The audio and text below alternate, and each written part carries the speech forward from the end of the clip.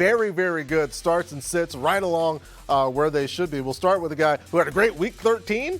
His week 14, not necessarily so much. That is Jordan Love. What are managers to do in the playoffs, Mike? Look, it wasn't Jordan Love's fault. He crashed the DeVito family reunion, and it didn't go well for him. But I am sticking with Jordan Love. Look, 1 week doesn't take away from the fact that he was averaging 22 fantasy points per game in the month before he ran into DeVito. He was averaging 22 fantasy points per game there. And the Bucs, they've allowed the second most passing yards, the fifth most fantasy points per game to quarterbacks, and a top 9 fantasy quarterback in 3 of the last 4 games that they played. He's back at home in Green Bay. I think you got to keep riding with Jordan Love. Give him another chance. The matchup's too good. Just to give Love a chance. Why don't you? Says Michael F. Florio. Let's go to Trev.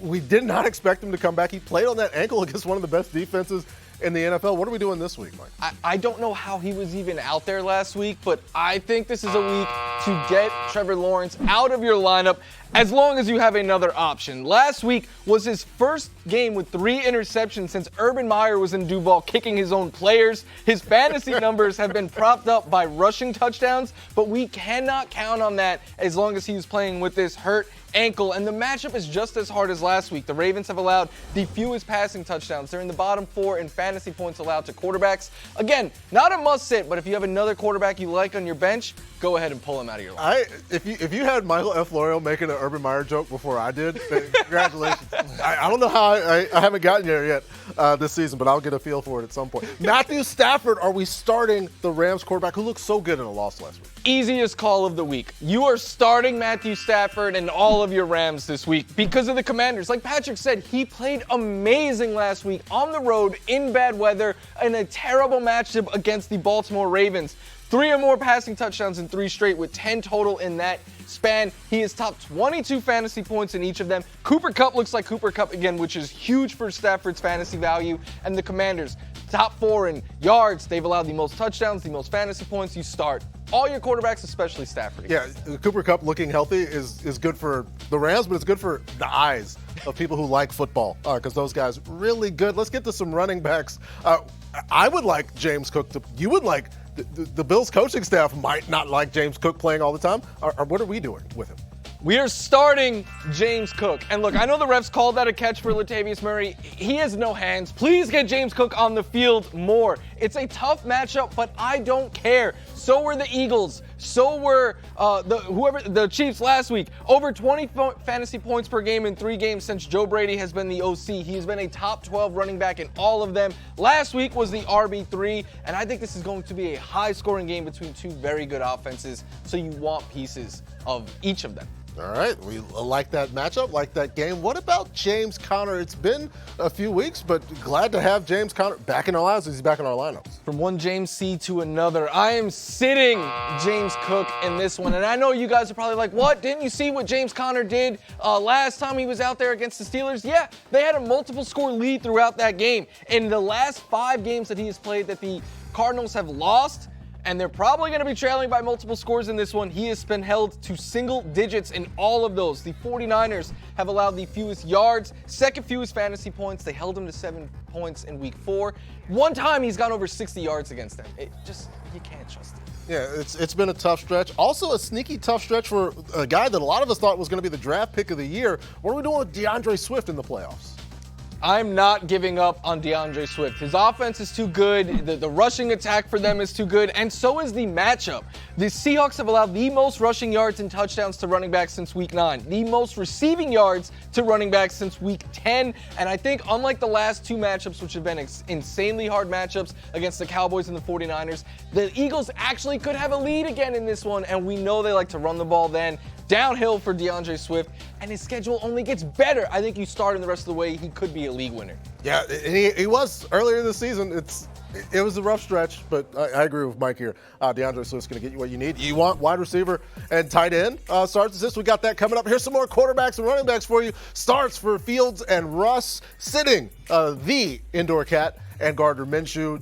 Joe Mixon and Ezekiel Elliott are starts. Sits for the Gus Bus as well as Devin Singletary. Both of those guys had really hot stretches. Starts and sits. We did the quarterbacks earlier. Now it's time to get into some wide receivers and also That guy was kicking the ball. Was that Dario Gumbawale? He was kind of a big kicker. Let's get to Chris Godwin, whose Bucks are vying for a division championship starting in their city. We are sitting him because his name isn't Mike Evans, and that's where all the passes go in Tampa Bay. He did see volume last week for Chris Godwin. Unfortunately, it was a 6th straight game with fewer than 11 fantasy points. In that span, he is averaging just 8 fantasy points per game. The Packers have allowed the 3rd fewest fantasy points per game to wide receivers. He's a big name, but big names don't score you fantasy points, and that's what we need to advance to the next round. The floor is too low to trust him right now. What about a guy who's on his way to becoming a big name, and that is Jayden Reed getting a whole lot of usage. Where are you going? I'm so excited for Jayden Reed. I will put on this ridiculous hat and start him. Cheddar Debo has just been going off as of late. He does it as a runner and as a receiver. A touchdown last week as a runner, 15-plus fantasy points in 4 of his last 5 games. Yeah, I know his receiving line was Julian Edelman-esque. 10 targets, 8 catches, less than 30 yards. It doesn't matter when you play in PPR league. And the Bucks, 2nd most yards, 5th most fantasy points per game to wide receivers. Wear this hat and start Jayden Reed this week. There it is. Called it a ridiculous hat. Joe's actually wearing a cheese head back there. He's a Packers fan. He doesn't think it's ridiculous. Let's go to Jordan Addison. Are we starting Jordan Addison? We don't know about the Vikings. What are we doing? Should I make all Midwest people dislike me right now? And yeah, why not? Do what's never been done? A skull with a cheese hat on? I am sitting Jordan Addison this week. Look, it's not really his fault, but the production has not been there. I know it's a good matchup on paper, but Addison, single digits in 3 straight games, has not reached 11 since week 8. Nick Mullins threw 13 passes last week. 1 of them went to Jordan Addison. The floor and the ceiling are just too low in a must-win week or your season is over. So because of that, floor matters so much more in the playoffs. I think you got to get away from Jordan Addison. Florio says it. The floor is lava with Jordan Addison this week. Let's go to some tight ends. Evan Ingram, huge last week. What are we doing in the playoffs? Look, he had a tough matchup last week. I was worried about it. I will take the L. I am not doubting him in another tough matchup this week. Look, he didn't score a touchdown for most of the season. All he does now is score touchdowns. Season high 12 targets last week. He is good for at least 7 every single week. He brings a safe floor. Lately, we have been seeing a high ceiling, and it is a tough matchup, but it also could be a high-scoring game as 2 teams there that are vying for the 1 seed. So there's no way you can get away from Evan Ingram. All right, Evan Ingram, a smash start. Let's go to a guy who's played well when Justin Fields has played well earlier in the season. Fields is playing better. Are we starting Cole Kmet here?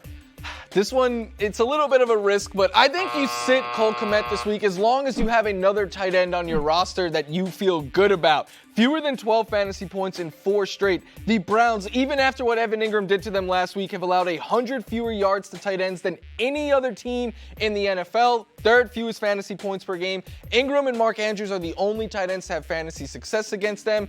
Cole Kmet could make it 3 because he's very good in his own right, but if you have another tight end, play it safe and pull Kmet out of your lineup. Now's not the time to make big, risky moves in the fantasy playoffs. Those are some starts and sits with Michael LaFleur. Let's get you some more. Puka and Cortland Sutton, so hot right now. They're still starts. Trey McBride, David Njoku starts as well. Adam Thielen and George Pickens continue their decline. He's got Cade Otton as a sit and Hunter Henry as a sit against the Kansas City Chiefs.